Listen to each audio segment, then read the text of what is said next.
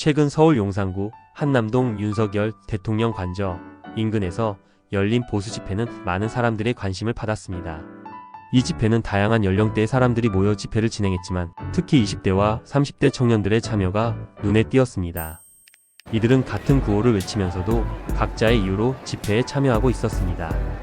먼저 보수 집회의 배경을 살펴보겠습니다. 보수 집회는 정치적 이념을 지닌 사람들이 모여 자신들의 의견을 표출하는 자리입니다.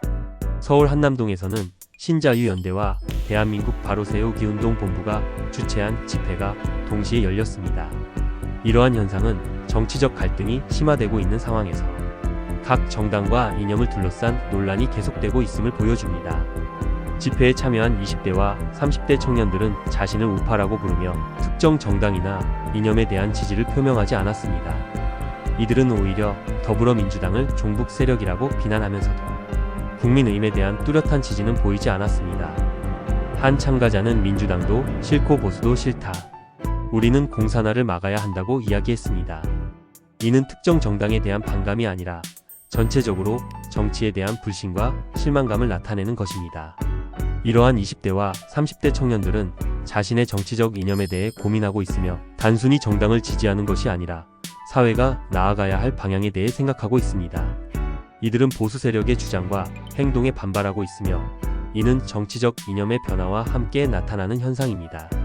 이러한 경향은 과거에 비해 정치적 지형이 다변화되고 있음을 보여줍니다. 보수 집회에서 20대와 30대의 목소리는 단순한 반대가 아니라 그들 스스로의 정체성을 찾고자 하는 움직임으로 볼 수 있습니다. 이들은 집회에서 젊은 친구 고맙다며 격려의 말을 전하기도 했습니다. 이는 기존의 정치 세력들이 젊은 층을 향한 지지를 잃어가고 있다는 사실을 의미합니다. 이러한 변화는 앞으로의 정치적 지형에도 큰 영향을 미칠 것으로 보입니다. 보수 집회의 미래는 이들이 어떤 정치적 목소리를 내고 그에 따른 사회적 반응을 이끌어낼지에 달려 있습니다. 20대와 30대의 정치적 참여는 단순히 집회에 그치지 않고 사회의 다양한 이슈에 대한 관심을 나타내며 이는 향후 한국 정치의 방향성을 결정짓는 중요한 요소가 될 것입니다.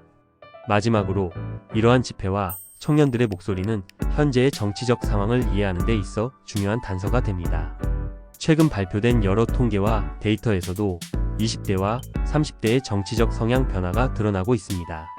예를 들어 최근의 여론조사에서는 이들이 민주당과 국민의힘 모두에 대한 신뢰도가 낮다는 결과가 나왔습니다.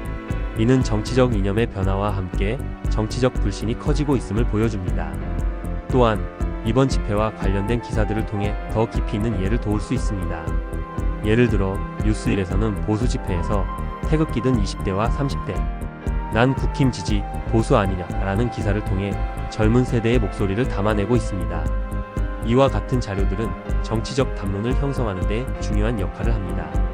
이번 보수 집회에서의 20대와 30대 청년들의 목소리는 단순히 정치적 참여의 일환이 아니라 그들 스스로의 정체성을 찾기 위한 노력이며 앞으로의 정치적 흐름을 가늠할 수 있는 중요한 지표가 될 것입니다.